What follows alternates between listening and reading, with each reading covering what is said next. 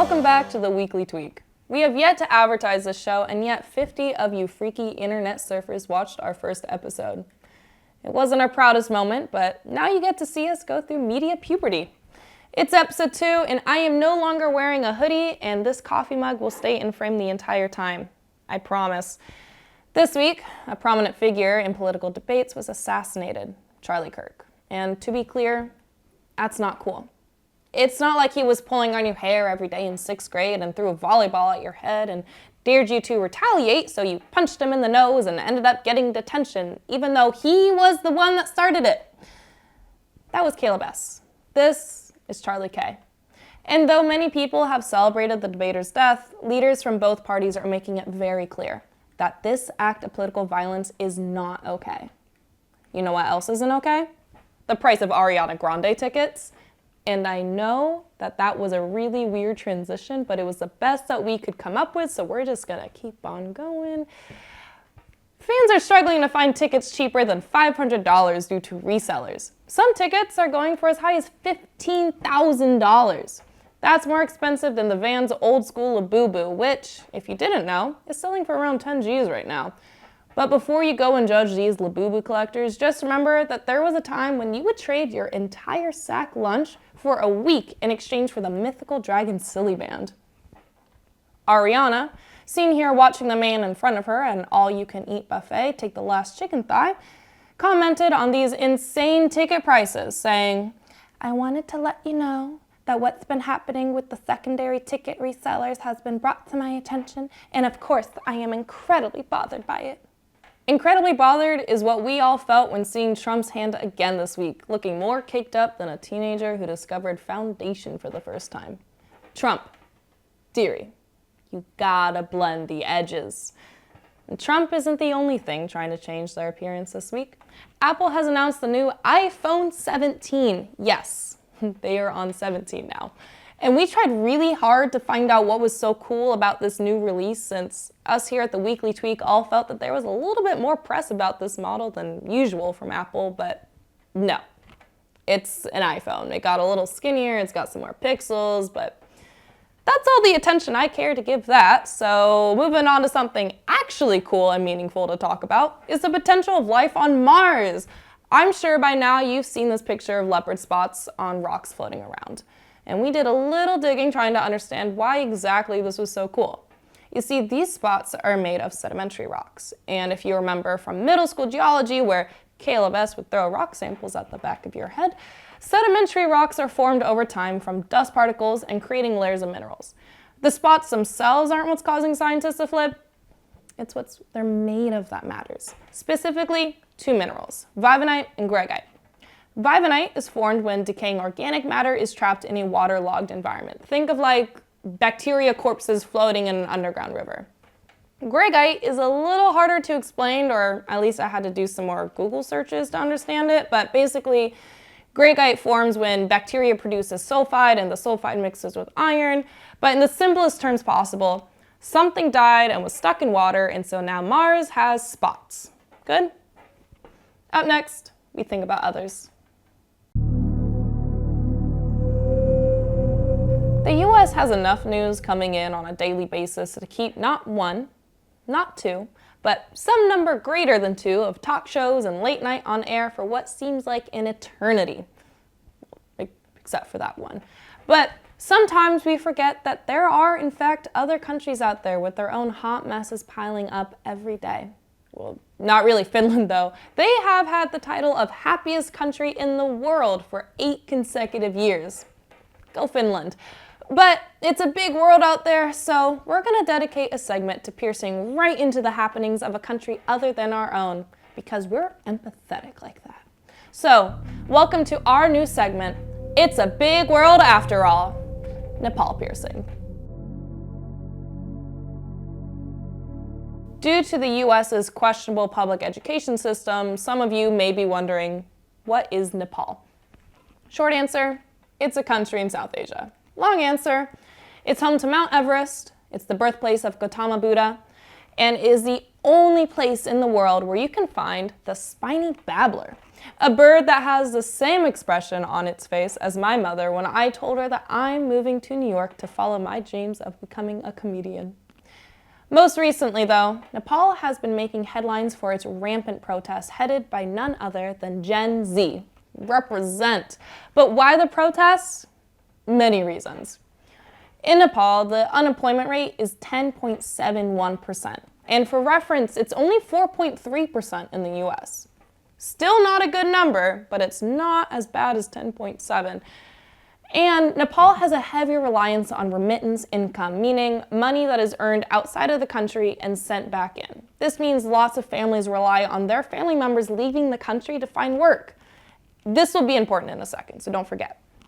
Now, in 2008, Nepal won the war on monarchy and formed a democratic republic, just like what we have here in the US. But they have yet to see a completed term.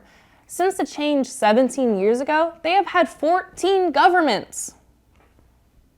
If you're like me and do not understand how a country has had 14 governments and are completely lost in what a government actually is, then here I am to explain it in crayon. Here's the definition of a government: the governing body of a nation, state, or community. Each presidency in the US is considered a government. Your elected state governor has a government. Does this make sense? No? Okay. So at this point, I thought I understood what a government was, so I looked up how many governments does the US have? And I was thinking it would say 1 because we have 1 president, or maybe 3 because we have 3 branches of government. But then I thought, wait, no, those are branches of government, not 3 governments. Stay with me here, because it turns out the US has 90,837 governments. Are we following? This is because we have 1 federal government, 50 state governments, and roughly 89,986 local and community governments all over the country. Now, if you're listening to that and thinking, oh my gee willikers, this girl is dumber than a box of rocks cutting a pizza with scissors, just know that we're all different. And I find it hard to believe that I'm the only one that was confused by the wording Nepal has had 14 governments in the last 17 years. Just think of it as if the US had 14 different presidents in the last 17 years. But instead of a president, it's a prime minister. What is a prime minister, you ask? Okay, deep breath, because I had to watch like 7 videos to get this one down. But basically, a president is elected by the citizens or an electoral college, like in the US. And they are the head of state and the head of government. Don't ask me what the difference between those things are right now because my head already hurts and I didn't have time to look it up. But a prime minister is picked by someone or a group of people who are already in the government. Are we still following? I hope so, because this is where we're going to tie it all back to Nepal and why their Gen Zers have become so sick and tired of the way their country has been run that they chase their Minister of Finance down a river.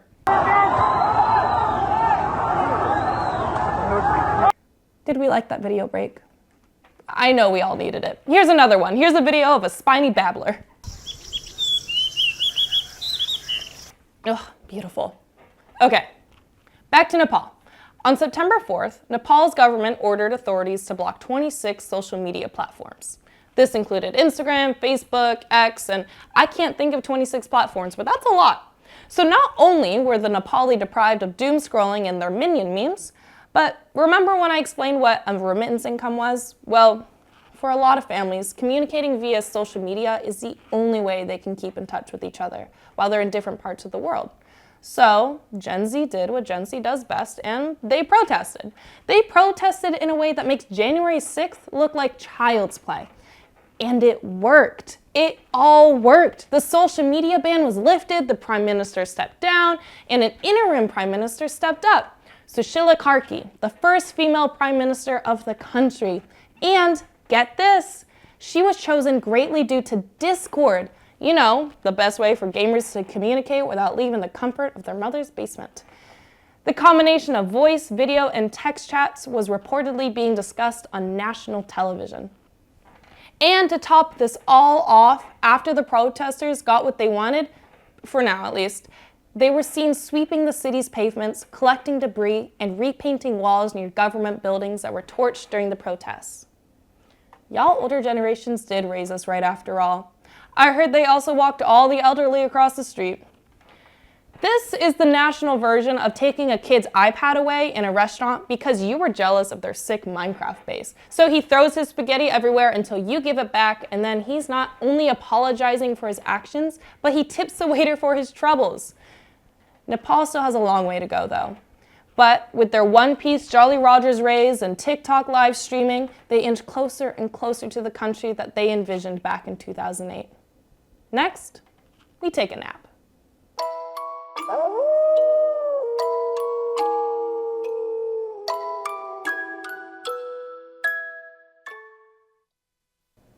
Hello, this is my dog Jane Fool. This is myself, Lottie Hunter. Jane needs to go to sleep. And so I'm going to tell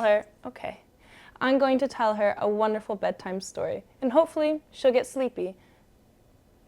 Are you sleepy yet? Okay.